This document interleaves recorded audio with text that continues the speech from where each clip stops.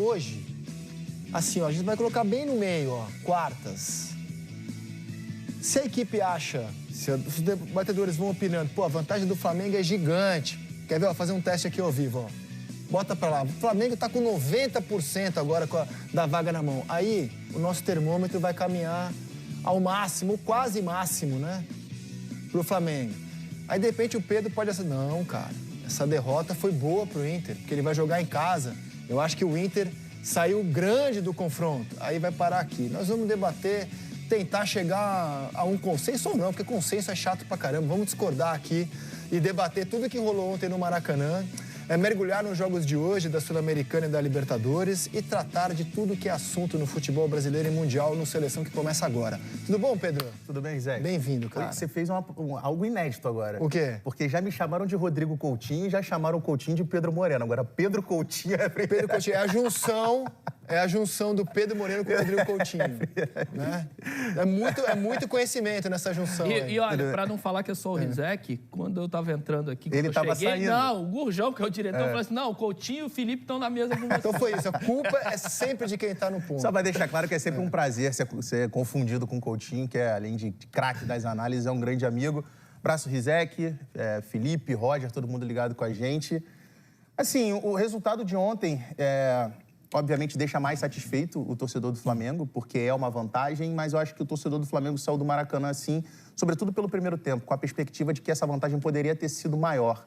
E do lado do Internacional, embora tenha saído com a derrota, eu acho que o sentimento pelo segundo tempo que o time entregou é que, se no Beira-Rio o Inter conseguir repetir o desempenho do segundo tempo, é possível que o Inter consiga virar esse placar. Então, de certa forma, eu acho que é um resultado que deixa tudo em aberto, mas que não satisfeita a torcida pelo lado do Inter.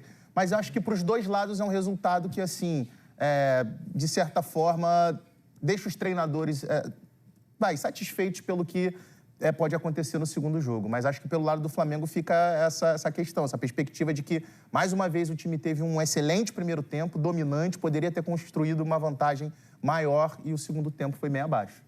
Felipe, boa tarde. Bem-vindo à Seleção, Boa tarde, amigos. Eu acho, falando do Flamengo, o primeiro tempo do Flamengo foi de manual. O Flamengo fez que são um dos melhores primeiros tempos aí da temporada. Mas as pessoas têm que entender que futebol é assim. O primeiro tempo do Inter, quiçá, foi um primeiro tempo bem abaixo do pior da temporada, podemos dizer assim. Porque o Inter não jogou. E quando você espera um time como é o time do Flamengo, muito bem, de grandes jogadores, um time com poderio ofensivo de meio campo do jeito que é o Flamengo, se você ficar ali atrás esperando os caras virem, vai ser muito difícil. Então, assim, o primeiro tempo o Flamengo ganhou de 1-0, somente de 1-0, poderia ser muito mais. Mas as pessoas têm que entender que o segundo tempo, o treinador deve ter visto tudo aquilo que aconteceu no primeiro tempo, vamos mudar a nossa postura, porque se a gente continuar lá atrás, a gente vai tomar 2-3 no segundo tempo. E o Inter muda a postura. E não mudou muita coisa, não. Meu modo de pensar, a única coisa que o Inter fez foi ele subir um pouco as linhas.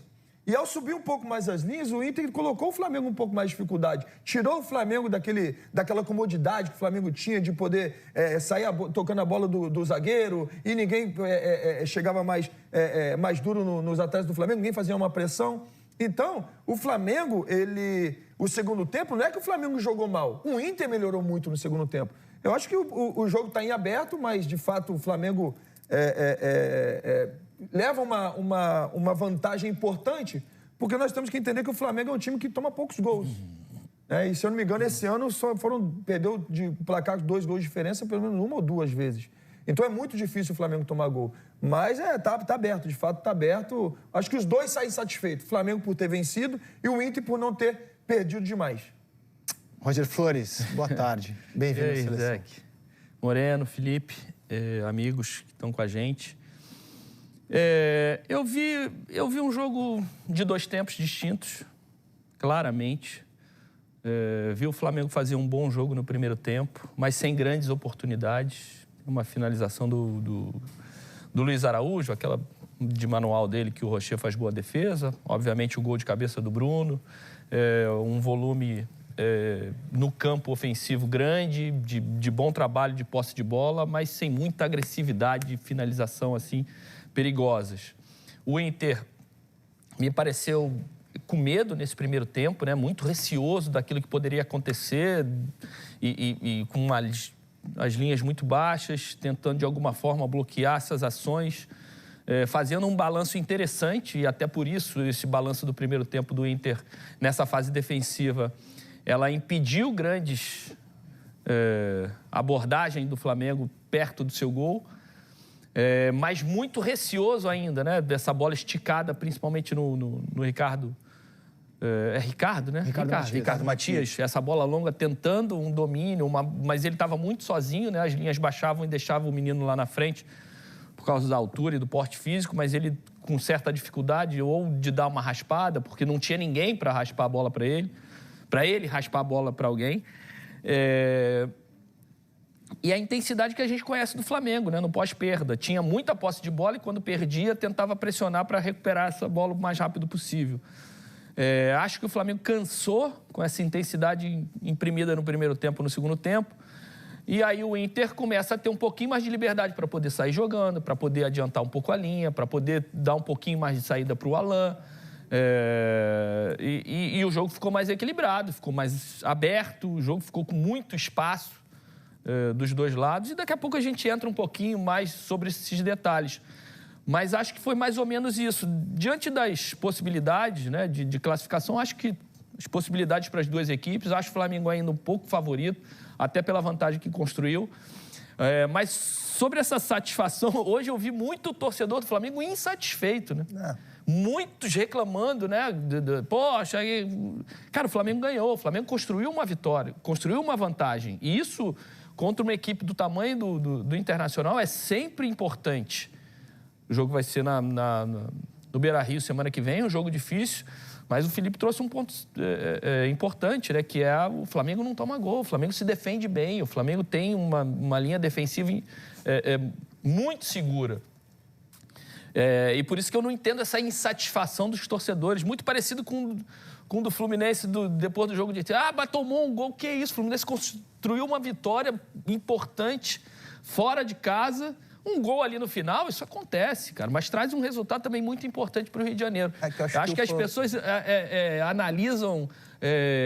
não, o Flamengo tinha que meter 3, 4... Não é assim. Jogo de mata-mata não é assim. Eu vou assassinar a coerência com o que eu vou falar aqui. É um crime contra a coerência. Eu vou assassinar a coerência. Mas por que eu entendo esse torcedor? Porque tem a ver com a expectativa prévia antes do jogo. E eu vou vestir a carapuça. Ontem, a gente está fazendo favoritômetro.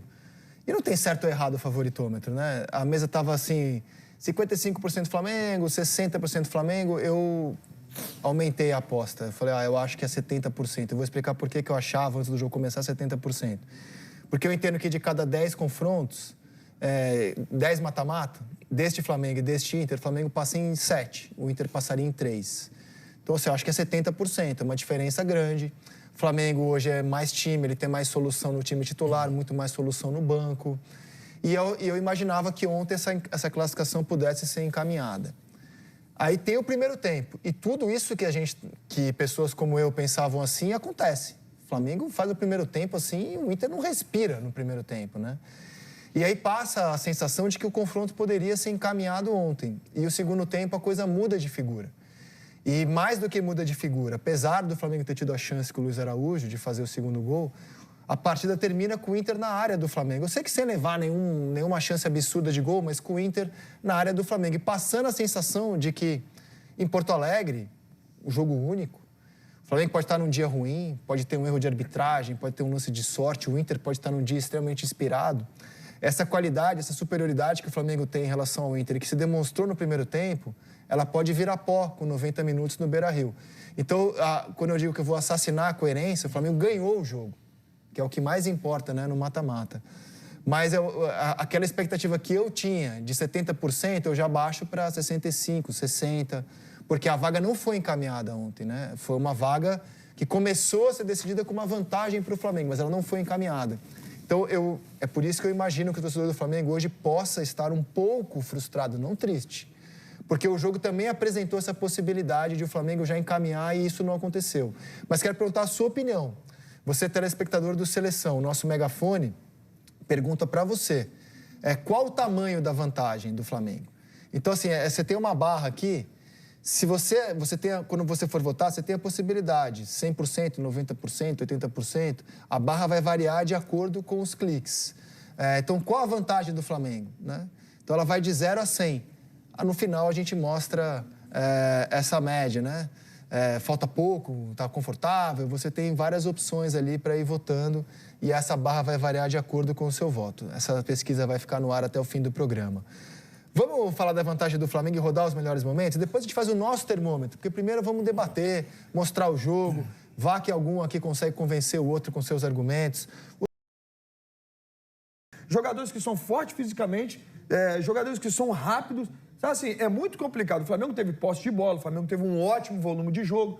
E o primeiro tempo a sensação era, a qualquer momento o Flamengo vai fazer 1-0. A qualquer momento o Flamengo vai fazer 2-0.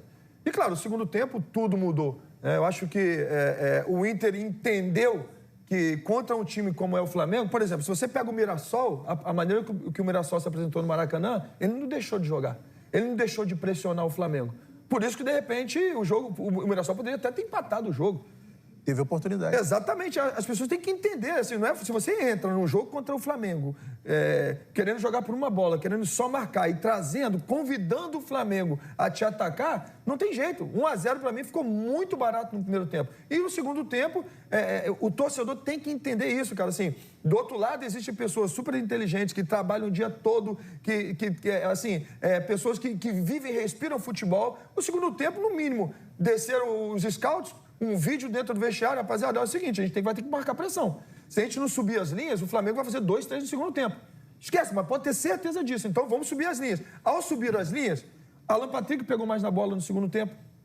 O Inter teve mais posse de bola no segundo tempo. O Inter roubou mais bola do Flamengo no campo defensivo. Por quê? Porque o Inter subiu as linhas. E as pessoas têm que entender isso, assim. Não vai ser espetáculo sempre, porque existe um outro time também. Existe um outro time de pessoas que trabalham, que treinam e que entendem de futebol também. Então, para mim, o Flamengo ganhou de 1-0. Eu vou entre 65% porque o Flamengo não toma gol. E o Inter vai ter que ter uma caminhada longa, uma subida longa para poder tirar essa vantagem do Flamengo. É muito difícil. Felipe, uma dúvida, né? Perfeito que você falou do Internacional, entendi perfeitamente. Como você acha que foi o ambiente no vestiário do Flamengo? Depois de voltar do primeiro tempo com 1-0, dominando o jogo.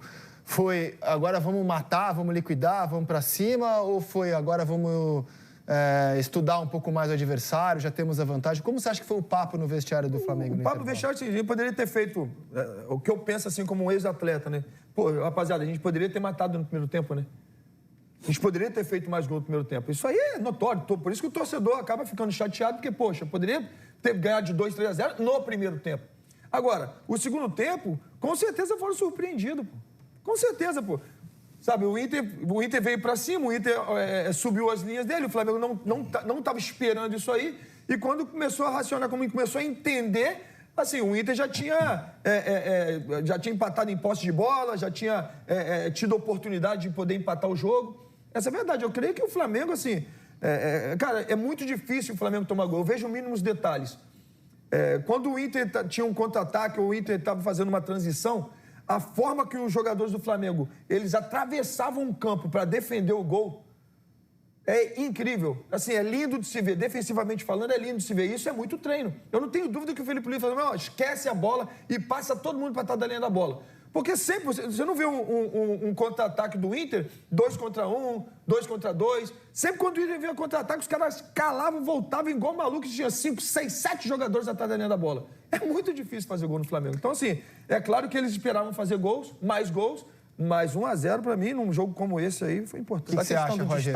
Só que a questão do desgaste, eu concordo com o Roger, do desgaste no primeiro tempo, porque embora o Flamengo tenha tido muito mais a posse de bola, mas assim, essa dinâmica do perde-pressiona, dessa intensidade que o Felipe Luiz cobra bastante, isso gera um desgaste físico também nos jogadores. Então, eu acho que essa intensidade, de certa forma, no segundo tempo, fez com que o Flamengo tivesse ali por 15 minutos um desgaste. Depende do tempo. Quando você faz uma pressão pós-perda, ele dura mais ou menos 7 segundos de pressão. E se o Inter estava com um time muito atrás, então, assim, era fácil. Sempre quando o Inter perdia a bola, o Flamengo vinha e tinha 3, 4 jogadores em cima. Então, o Flamengo não correu muito para recuperar a bola.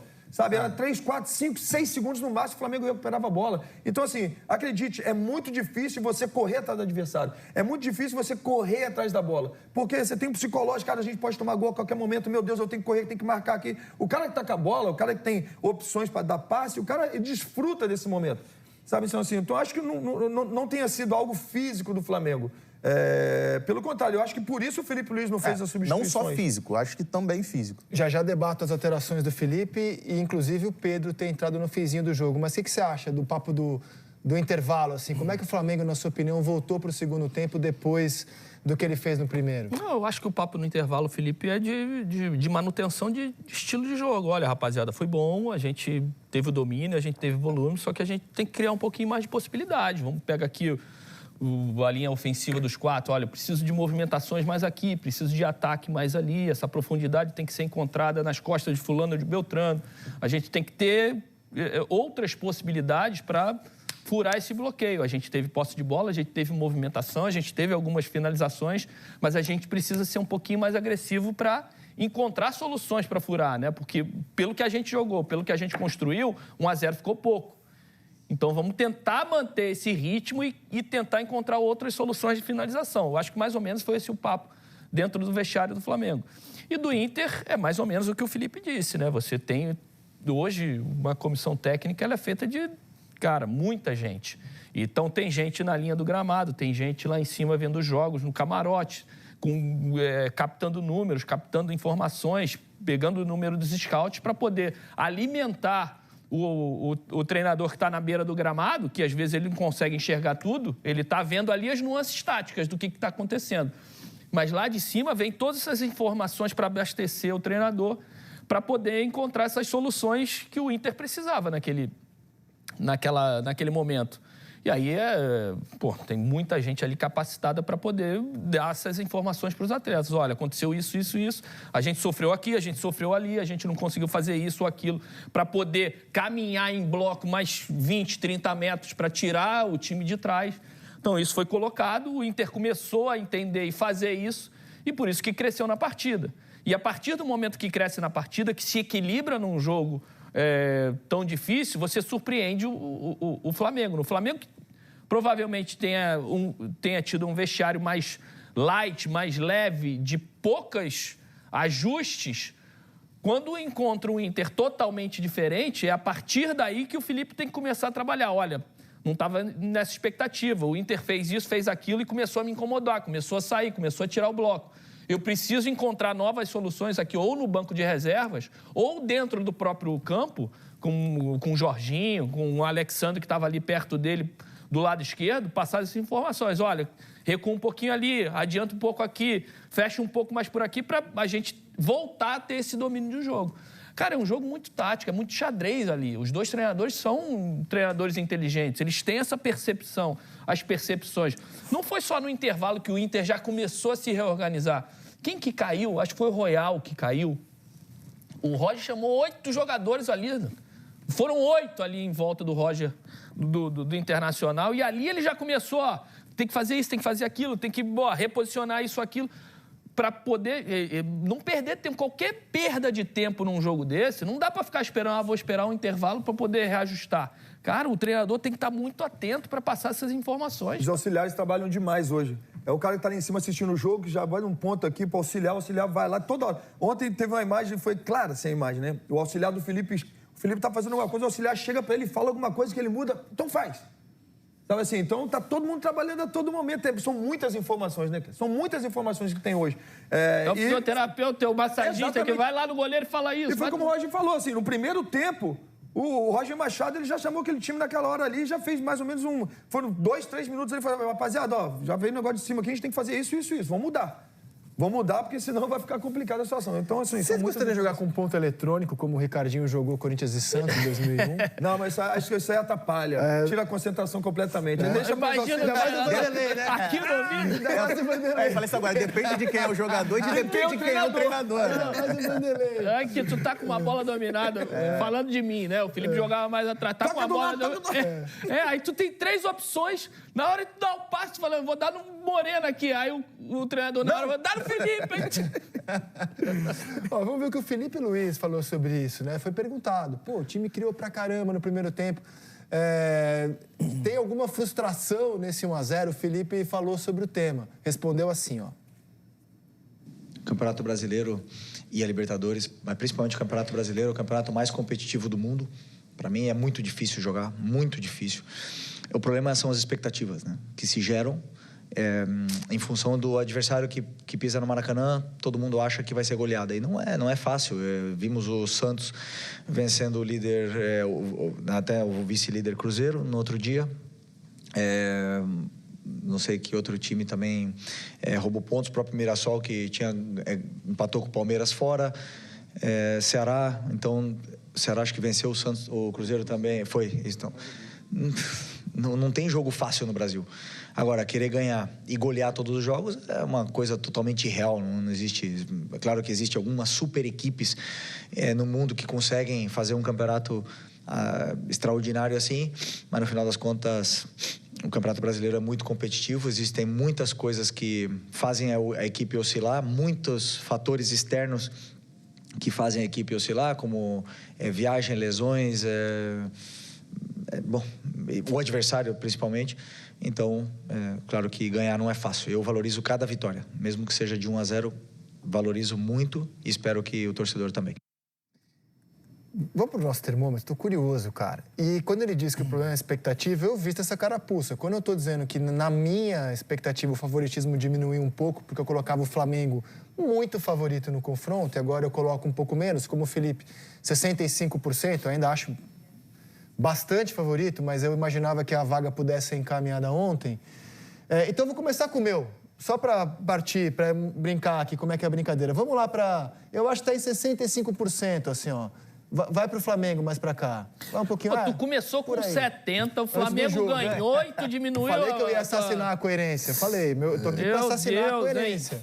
Porque, assim, a maneira como o jogo terminou com o Inter, ainda que sem criar uma chance clara, na área do Flamengo e com a vantagem só de 1-0 só, desculpa, Felipe, mas que o Flamengo fica sujeito a chuvas e trovoadas, a um erro de arbitragem, a uma atuação ruim, ou a um dia muito inspirado do Inter... eu acho que diminuiu um pouquinho, mas o culpado não é o jogo, é a minha expectativa, que talvez fosse alta demais. Então eu coloco aqui para 65. E mais ou menos, assim. E para você, como é que tá? Tá meio a meio? Tá quanto? 60-40. Pouquinho menos pro Roger, então, ó. E para você, Felipe? É porque eu colocaria 65, mas como você colocou 65, eu colocaria 60, mas eu vou de... Não tem como não empatar. Eu vou com o Roger, assim, são 60% pro Flamengo. Por que eu falo isso? Porque o Flamengo, ele não toma gol. Eu poderia colocar 65%, 70%. O Flamengo não toma gol. Assim, 1-0, muitas vezes é goleada para um jogo como esse. Parabéns à entrevista do Felipe Luiz, concordo em tudo que ele falou. É difícil pra caramba, cara. Assim, ele jogou contra o Inter de Porto Alegre. Ganharam de 1-0, não tomaram gol, fizeram um bom primeiro tempo. O segundo tempo também foi um bom segundo tempo, tanto que não tomaram gol. Então, e o Inter jogando dentro de casa, o Inter é forte. E a chance mais clara do segundo tempo foi do Flamengo. Exatamente, do Luiz Araújo. Finalizou mal o Luiz Araújo em cara. No final do jogo, exatamente. Finalizou então, assim, mal. Mas a bola não era fácil. Porque é uma bola dividida, ela vem girando, ele pega sem cair, assim, é uma bola difícil. O que a gente poderia discutir ele tinha 3 lugares pra chutar. Hein? Ele tinha os 2 cantos e o meio, chutou bem em cima do goleiro. É porque ele tentou pegar na cara da bola, porque ela vem girando, cara. Ela vem girando, a bola tá molhada, né? Então não é fácil. Vou acreditar em vocês. Vocês estão dizendo que é difícil, eu vou acreditar em vocês. Não, porque não é uma bola que foi passada pra ele. Ele não tá vindo equilibrado, pensando nessa finalização. Ele tá chegando ali pra um rebote, né? Acho que foi quem que cortou pra dentro pra finalizar. Aí foi uma dividida, a bola começou a girar lá em cima, ele está preparado para um rebote, a bola chega nele antes, ele tem que se readequar naquele posicionamento para tentar porque pegar. Porque se faz ali, cara, era assim... Até pelo fato da bola ter vindo, como você falou, ter vindo com muito efeito. Se ele pega, de repente, de chapa, ele não teria mais controle do que se ele pega do jeito que ele pegou de peito. Mas é muito rápido ali. O que poderia, de repente, que ele está entrando sozinho, é tentar um domínio, mas também com a bola girando muito. O domínio era mais complexo. Se ele domina ela foge um pouquinho, o Rocher já estava em cima. Então e você, Pedro, você vai colocar o nosso termômetro para onde aqui? Ó? Não, eu vou ficar com 65. Eu comecei o confronto com 60, então, 60-40. Um pouquinho mais aí. Mas como o Flamengo conseguiu uma vantagem que, embora mínima, é uma vantagem relevante, eu vou ficar com 65 pro Flamengo. A gente está muito próximo, né? Todo mundo que concorda que a vantagem... É dentro da margem de erro. Que a vantagem é grande. E tudo pode mudar rápido, né? Sim, um gol com 5 minutos. Um gol com 5 minutos aí, 60, mas é que de fato, hoje para esse confronto, o Flamengo leva vantagem. Ganhou de 1-0 o jogo. E eu visto a carapuça do Felipe, que o problema é a expectativa. Eu realmente tinha uma expectativa de o Flamengo ontem ter a chance de encaminhar a vaga. Isso não aconteceu. O Flamengo, todo mundo, é pouco 1-0. O Flamengo pode sair classificado com 3 resultados. Ele sai classificado ganhando, ele sai classificado empatando e ele pode sair classificado perdendo. Pênalti, Se ele perde 1-0 e ganha nos pênaltis, ele sai classificado perdendo o jogo. Então, o Flamengo, olha a quantidade de situações que o Flamengo tem. E vem cá, o Inter pode sair desclassificado ganhando. Então, é muita coisa. Num confronto de 2 gigantes, é muita coisa. E vem cá, eles vão se enfrentar domingo pelo Campeonato Brasileiro, em Porto Alegre. Ajuda ou atrapalha para alguém esse jogo, cara? Eu acho que se os dois técnicos pudessem abstrair desse jogo do final de semana, acho que os dois fariam. Mas não pode, o jogo vai acontecer. E o Flamengo é o líder do campeonato. É isso. Teria um outro jogo igual. Não, mas se eles pudessem, por exemplo, tira esse jogo aqui e joga lá para frente. Eu acho que os dois, se pudessem optar, fariam isso. Eu acho que o Inter vai tirar o peso do jogo.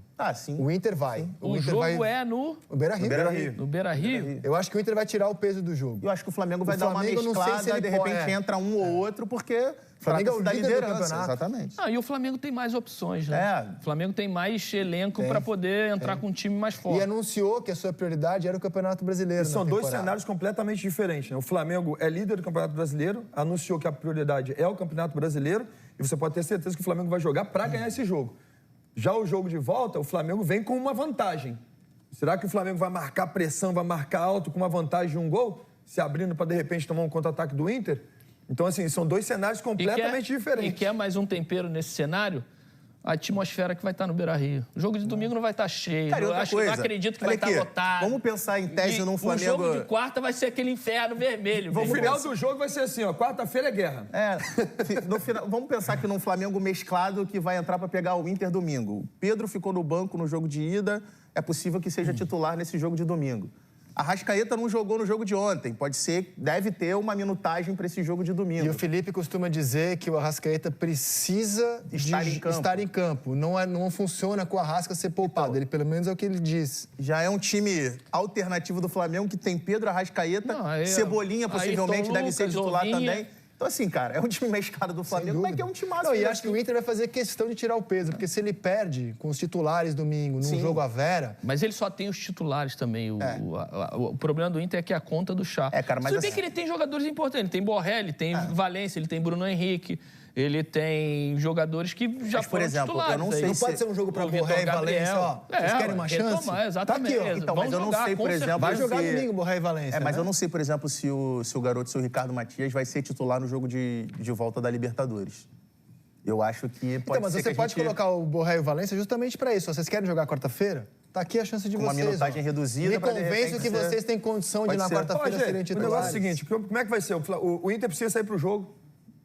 E o Inter precisa reverter o resultado. Mas você acredita que ele vai sair desde o início, no jogo de quarta? Não, o jogo de quarta-feira.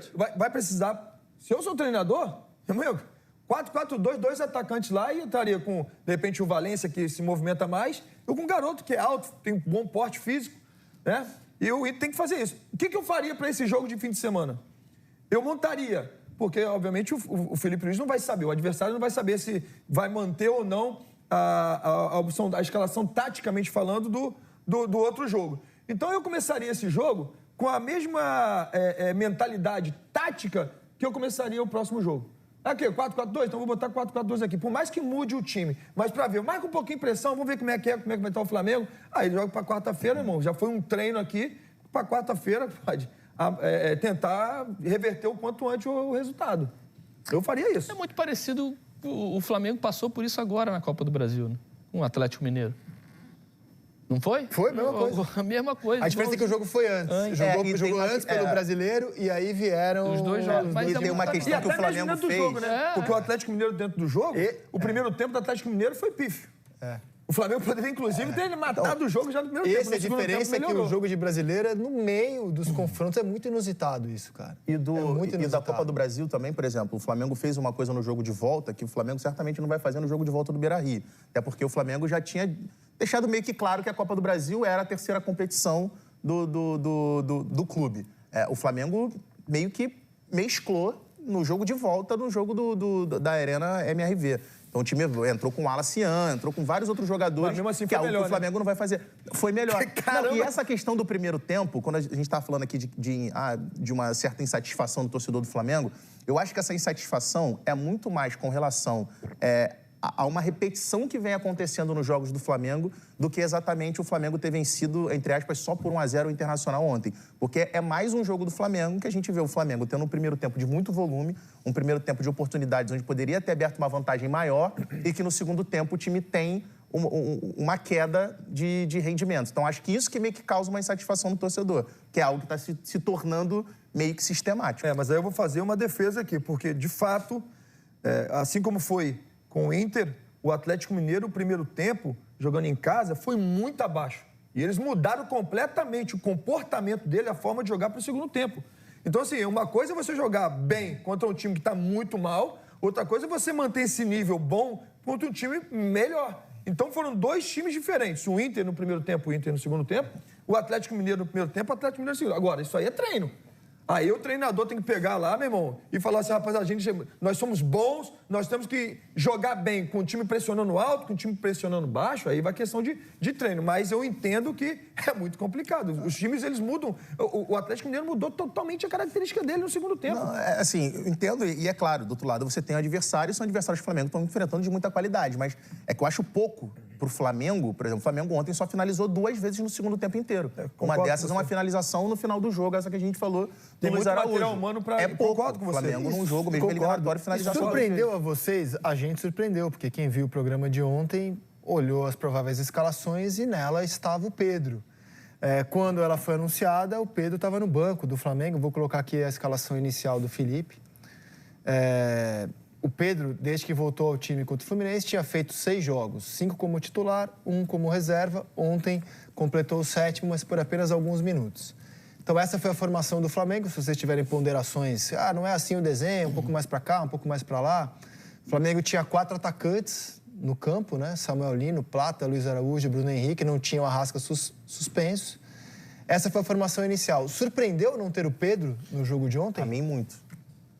A mim surpreendeu porque, assim, até eu imaginava que o Inter fosse ter esse comportamento que teve inicialmente, de jogar num bloco mais baixo, só que imaginava que fosse um Inter que nos contra-ataques conseguiria incomodar o Flamengo, não aconteceu no primeiro tempo. E exatamente por jogar num bloco mais baixo, embora o Flamengo tivesse essa intensidade na pressão na saída de bola, não teria muito espaço para esses jogadores imprimirem velocidade o tempo todo, que é o caso do Luiz Araújo, do Plata, do Lino. Então, eu imaginava que o cenário fosse um cenário mais para o Pedro, de um jogador que desse mais volume e presença diária para o Flamengo, mas, de certa forma, funcionou. Assim, eu acho que a escalação que iniciou o jogo, ela faria mais sentido pro desenho do segundo tempo do que foi do primeiro tempo. Só que é complexo porque eu não tenho como treinador adivinhar qual vai ser o desenho que o jogo vai entregar a ele. Acharam? Eu concordo com o Pedro. Para mim também, eu esperava o Pedro titular. Haja visto a formação do Inter, eu esperaria realmente que o Inter fosse entrar dentro de campo para jogar por uma bola, para se defender, como foi no primeiro tempo. E com isso, você, querendo ou não, você abre as beiradas, você tem jogadores muito rápidos e você precisa fazer jogada para botar a bola na área. E você, tendo o Pedro como homem referência na área, é uma coisa. O Bruno Henrique é outro. O Bruno Henrique é um cara que ele joga mais aberto que propriamente um 9 referência. O Pedro domina isso. Agora, eu gosto de falar, ver os mínimos detalhes. Se tiver, de repente, as imagens do gol do Flamengo... Temos. É bacana porque, assim, você vê que é um time que treina. Ou, se não treina, os caras fizeram uma leitura de jogo magnífica, né? Porque o Alexandre, ele segura 2 jogadores pro Bruno Henrique cabecear a bola sozinho. E pouco se falou disso aí. E foram 3 pontos importantes do Flamengo por uma jogada que, com certeza, ensaiada. O Alexandre segura 2 jogadores. Olha o Bruno Henrique cabeceando a bola sozinho. O Roger citou isso na coletiva. Sozinho. O bloqueio que o Alexandre fez. Exatamente, é um bloqueio super importante que deu 3 pontos para o Flamengo, que deu uma vantagem importante para o Flamengo. Agora, um time que quer ganhar como o Inter não pode deixar, né, tomar um gol dessa maneira. Os caras têm que estar ligados 100%, porque esse é o Flamengo. O Flamengo que quando, de repente, não cria com uma bola no pé, uma jogada, cria de bola parada. O Flamengo é muito forte. E um dado sobre essa questão de bola parada, dos últimos 9 gols do Flamengo, 5 surgiram em bola parada. A gente vai lembrar aqui o gol de Léo Ortiz, gol de Léo Pereira, o gol ontem do Bruno Henrique. Todos gols decisivos que valeram 3 pontos ou vantagem em mata-mata para o Flamengo. E lembrar que o Flamengo trouxe recentemente, inclusive pelo próprio Felipe Luiz, o responsável hoje pelo treinamento das bolas paradas do Flamengo é o Rodrigo Caio. A gente tem, inclusive, material sobre essas bolas aéreas do Flamengo, porque realmente, cara, é uma arma impressionante. São 37 gols marcados em bolas aéreas na temporada. Junto com o Corinthians, é o time que mais gol tem desse jeito. Quase a metade dos gols do Flamengo ela sai de bolas paradas. 14 no Brasileiro, 5 na Libertadores. São números realmente muito impressionantes desse Flamengo com bola parada. E o mais importante é a gente observar que o Flamengo utiliza a bola parada como recurso. Tem muita gente, tem muito time que é forte na bola parada, mas tem a bola parada como dependência.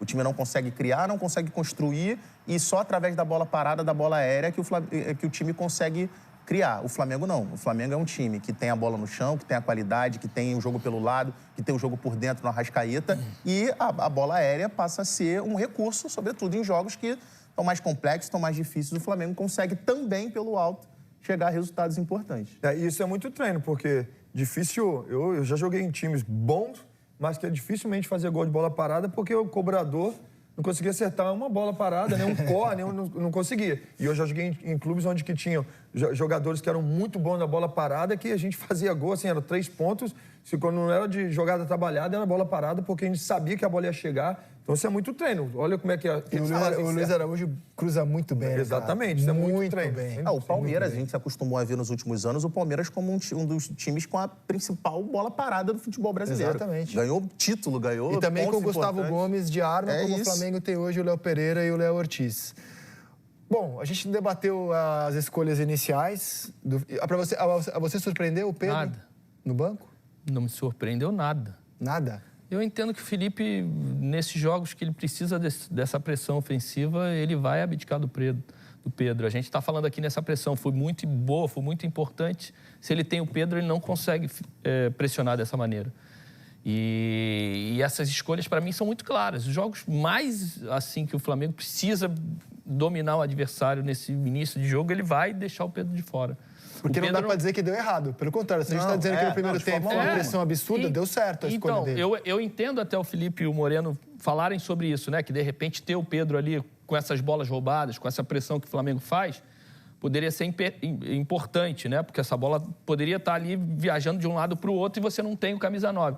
Mas se o Pedro estivesse em campo, o Flamengo conseguiria ter essa pressão? Então, mas é isso que eu esse tipo de bote, esse perguntar. tipo de velocidade nas ações depois de uma bola perdida? Você acha que, por exemplo, o Pedro eu tô ontem... falando, e aí não é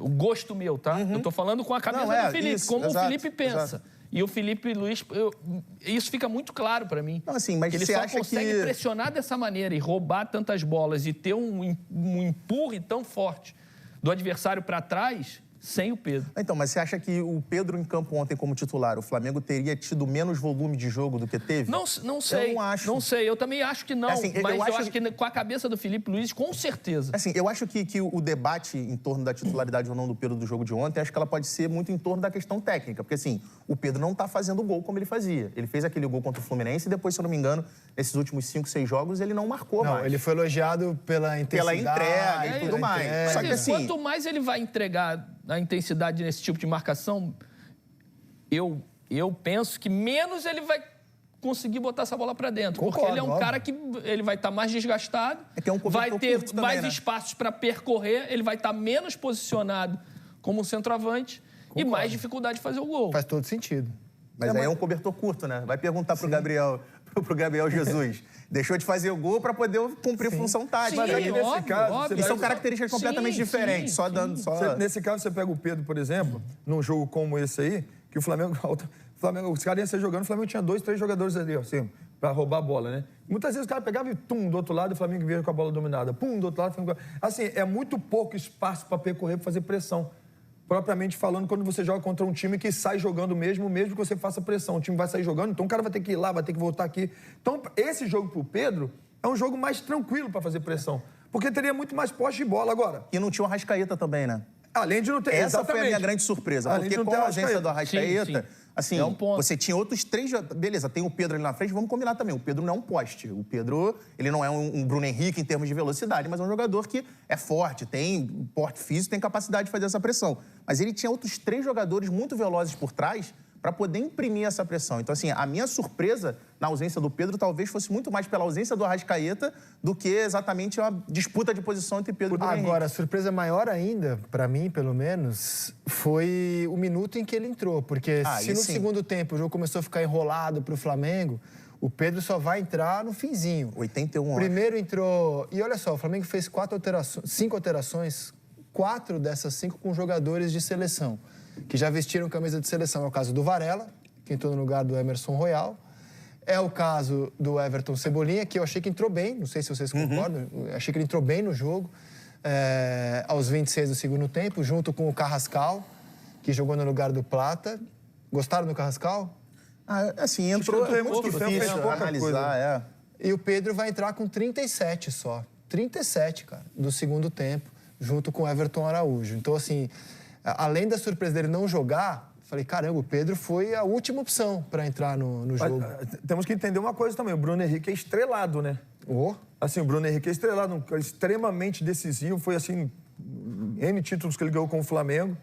Não que o Pedro não seja, mas de repente o treinador olha e fala assim, cara, o Pedro, nos últimos jogos, acabou não fazendo gol. Eu tenho um cara aqui que é super decisivo, meu irmão.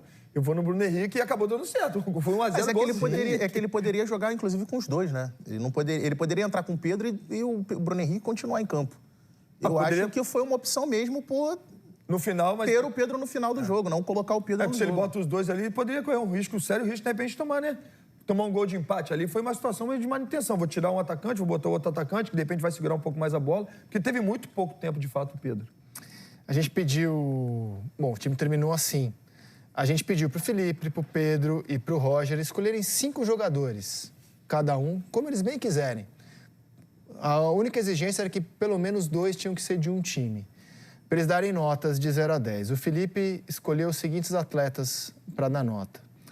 Bruno Henrique, 7,5, Luiz Araújo, 8, o Jorginho, 7, o Juninho, 7 e o Alan Patrick, 6,5. Felipe, contigo. O Juninho, acho que foi um garoto... Teve 2, 3 bolas ali em velocidade que ele conseguiu chegar e bloquear. Para mim, foi o melhor da zaga.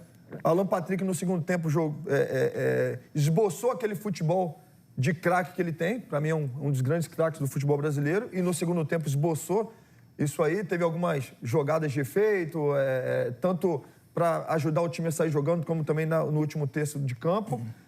Bruno Henrique fez o gol da vitória, mas eu acho que o Luiz Araújo foi o melhor em campo. O Luiz Araújo, assim...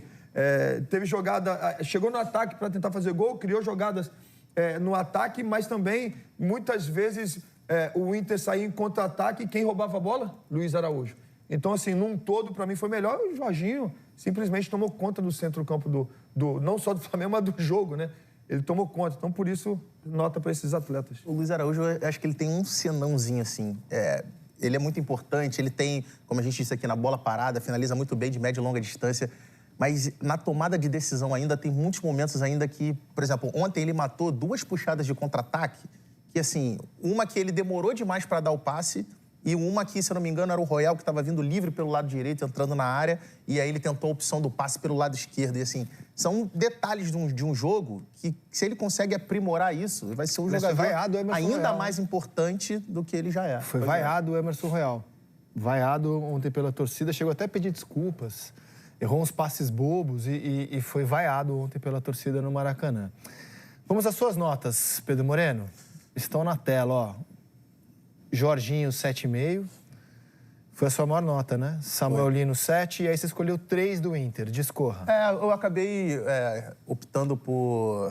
Eu já imaginava que o Bruno Henrique seria muito escolhido e tal. Optei pelo Jorginho porque, assim, pra mim esse cara é muito craque de bola. Ontem, sobretudo no segundo... O primeiro tempo acabou sendo um jogo onde o Flamengo jogou o tempo todo no campo de ataque, mas o segundo tempo, onde o Flamengo foi mais pressionado e ele jogou com uma pressão maior dos jogadores em volta dele, fica muito claro o quanto esse cara é muito diferente.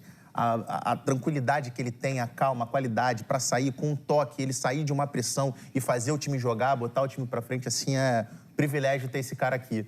O Lino também, acho que mais uma vez, assim, no primeiro tempo onde o Flamengo foi muito bem, sobretudo os primeiros 25 minutos ali, as principais oportunidades eram criadas ali pelo lado esquerdo, uma situação dele de 1 contra 1, e ele levou muita vantagem quase que em todos os lances nesse drible, nas jogadas de 1 contra 1, mas poderia ter destacado também o Luiz Araújo, sem dúvidas. E os jogadores do Inter, eu acho que ficaram muito, assim, as notas acabaram ficando muito divididas pelo que foi o primeiro tempo muito ruim. Então, assim, o Alan Patrick, no primeiro tempo, o Alan Patrick é um jogador que, para ele aparecer no jogo, ele precisa da posse de bola. Você jogar numa postura como o Internacional teve na primeira etapa, você mata o jogo do Alan Patrick. Porque ele não é um cara intenso, ele não é um cara da pressão, ele não é um cara que vai cobrir espaço. Só que ele, com a bola no pé, é muito craque de bola. E aí, no segundo tempo, a gente vê o que é o jogo do Alan Patrick. Então, assim, a nota dele acabou ficando, entre aspas, prejudicada ali, nota 6, muito por conta disso. E o Wesley e o Bernabéu, eu acabei dando uma nota 5, uma nota mais baixa, porque eram jogadores que eu esperava mais. São jogadores que são fundamentais ofensivamente para o Internacional. O lado esquerdo do Internacional é muito forte. O Bernabéu é um jogador de apoio muito forte, o Wesley também. Embora o Wesley tenha conseguido ganhar alguns duelos ali com o Royal na primeira etapa, mas eu acho que foram 2 jogadores que ficaram abaixo, assim, em termos de desempenho do Internacional, que são 2 jogadores que, obviamente, se cobra muito porque se espera muito pelo que eles já apresentaram com a camisa do Colorado. Jorginho foi unanimidade. Roger Flores também escolheu o volante do Flamengo. E aqui estão as notas do Roger na tela. Bruno Henrique, 8. Samuel Lino, 7. Jorginho, 7. Rocher, 8. E Alan Rodrigues, 7. Roger. Então, 8 para o Bruno e para o Rocher, que para mim foram os jogadores... Decisivos, exatamente. O gol do Bruno Henrique e a defesa do Rocher.